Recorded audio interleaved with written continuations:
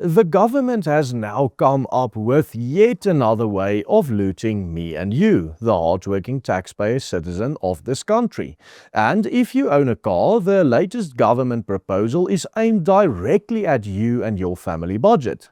Because as if paying one of the highest fuel levies in the world isn't enough, the Department of Transport is now proposing a brand new vehicle owner contributory scheme, which will ultimately end up making your annual license renewal significantly more expensive. And the hard reality is that all this means is that the government will be reaching even deeper into your pocket without you getting anything in return.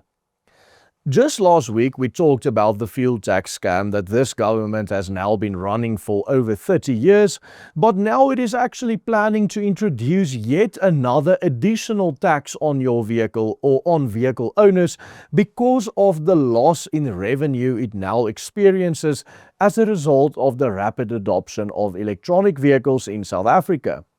These electronic vehicles or hybrid devices now contribute less in taxes because of the fact that it is consuming far less fuel.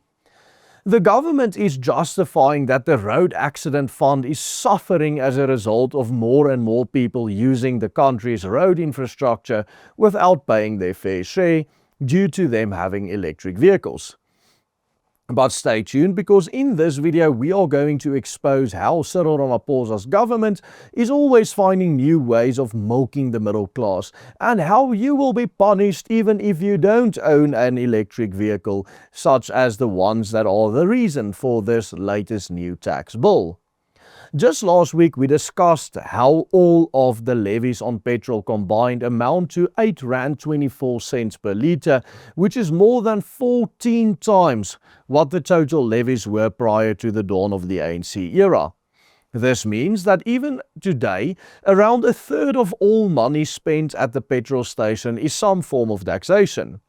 What this also means is that if government were to simply remove their taxes and levies on petrol and diesel, the prices thereof would both instantly drop to just over 17 and 16 rands per litre respectively. Just imagine for a second the positive impact that would have on consumers in this country, because the reality is that an elevated fuel price impacts the cost of every single product or service you can think of.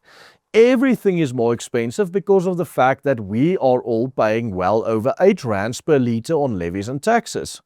Yet now, the Minister of Transport, Barbara Creecy, has announced that the Road Accident Fund has seen its funds drop to dangerously low levels, and that the government is now set to introduce an additional fee attached to the renewal of all vehicle registrations in this country. One of the main reasons being employed to argue for this brand new tax that is introduced in the country is the fact that electric vehicle owners are not doing their part in contributing their fair share to the fund. But do keep in mind that a third of what we are paying at the gas station is already going to taxes, with no less than R2.25 of every litre petrol and diesel sold in South Africa goes directly to the Road Accident Fund. Also keep in mind that the amount of electric vehicles on our roads is extremely slim, less than 1% of all vehicles on our roads. So, because of this less than 1% of our roads that now carry electric vehicles, it now, according to them, justifies punishing all of us with yet more taxes on the car. Now, if the government was proposing a plan to contribute to this fund in alternative ways than the current fuel levy, and if the plan was to replace the fuel levy with this proposed new car tax, then we could actually see some merit in this. After all, the Road Accident Fund in and of itself and has always been a very good idea that has benefited so many of our people over the years. But this is most emphatically not what the government is proposing. Ultimately, they are simply out to find one more way to milk this country's hard-working taxpayers dry. After all, Minister Barbara Creecy has consistently described the proposal as an additional vehicle owner contributory scheme, not as a replacement for the RAF fuel levy.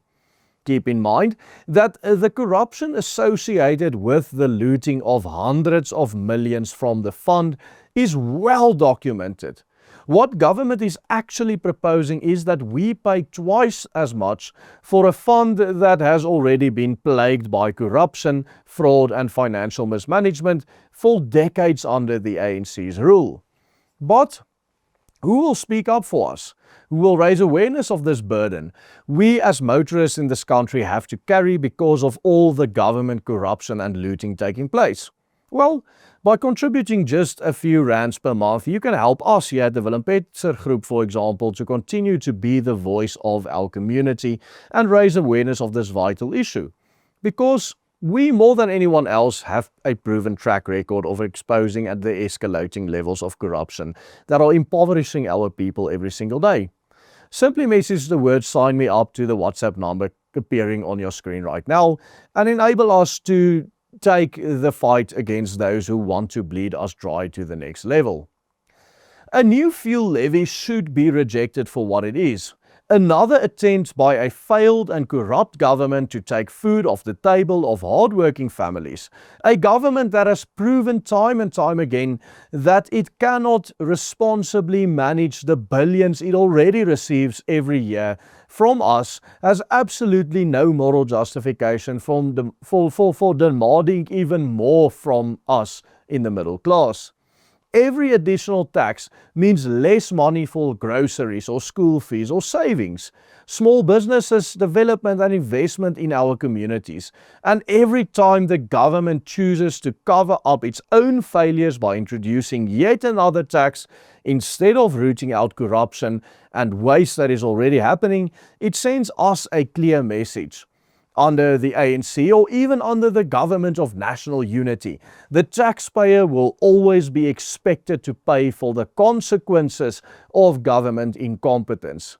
This is something we here will always fight against. And if you can make a difference and be part of that fight by simply following the easy steps on the banner below, we would appreciate it. And also, do check out our recent report on how much the country's fuel tax scam is already costing you by clicking on this link appearing on your screen right here. This is the video we mentioned earlier in this particular video. Thanks for tuning in, and a special thank you to every one of you who are already part of this fight. Goodbye and God bless.